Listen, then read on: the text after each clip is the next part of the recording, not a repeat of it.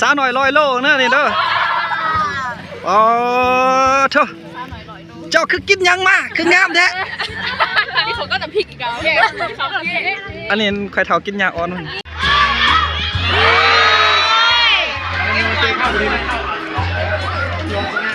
เอาน้ำยองเข้าดีนึงกับที่วัฒนา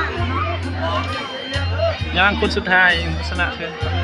ยังตียังอีกรอบนึงที่มันเข้านี่ก็เป็น3 โซยังเอาอีกอ่ะหาคนอ่ะน้ำยอน้อยก็สีมัน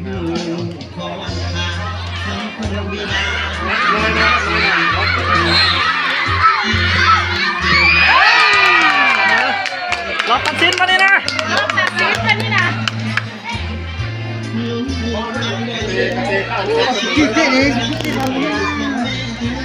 อันนั้นเข็มน้ำมุดสักเตี้ยเอาซุปเอามาแล้วนี่หน่วยที่พี่วันนะเนาะพี่วันน่ะ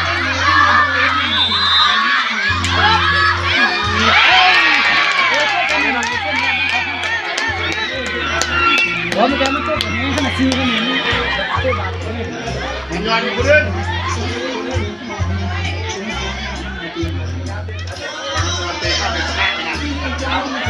เสมอน้องแล้วก็เขาชิ้นงานสนามตันนี่นางสาวตัวนี้รถแล้วชิ้นทานน้ำยอดเต้เขาก็ชิ้นงานสนามบอกเขาเขาซะแจ้งเปล่าเลยแจ้งนี่อัดยุดยุดแสดงว่าพวกเขารู้เขาว่าเขาเบอร์เขาเราบอกเขา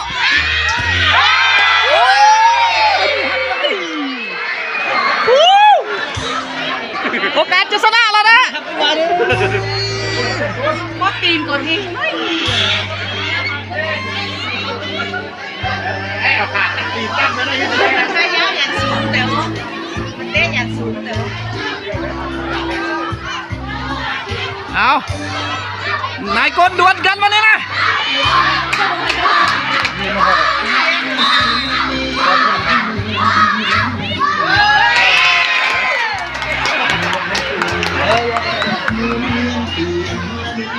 แล้ววันนี้เราลุ้นข้าวดีกว่านะเรื่องมันกินข้าวสนีเรื่องกับมันกินข้าว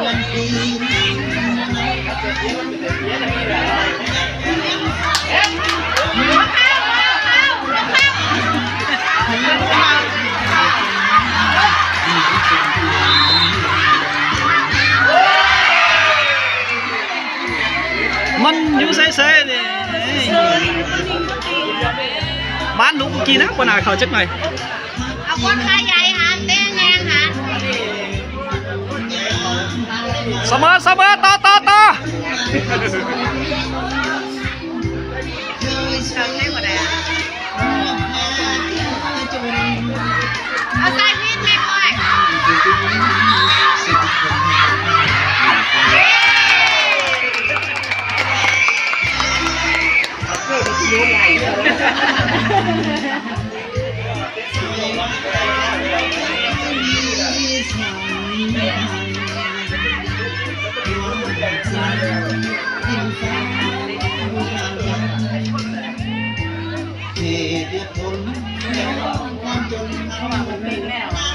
ได้ไหม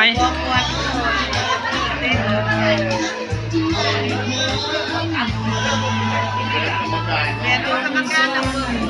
อันนี้เอาว่าเต้คนนึงกินเต้เดียว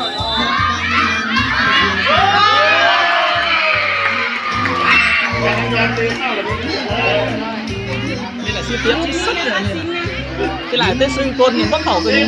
เต้ก็ซื้อคนหนึ่งเสียเปรียบไม่เอาผักซื้อโกนเขาหักกับแคนไปนึงเอาไปเต้นหักลายเขาเอานั่นว้าข้าว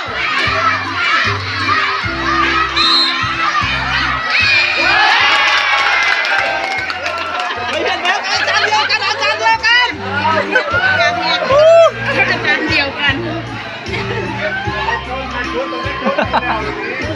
อันนี้ต้นงับกับวาน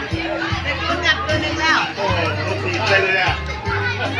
ก่อนเต้ไม่ใช่เกินมันเต้โคตรเลย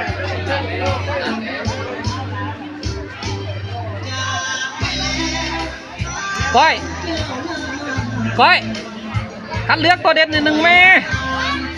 เลือก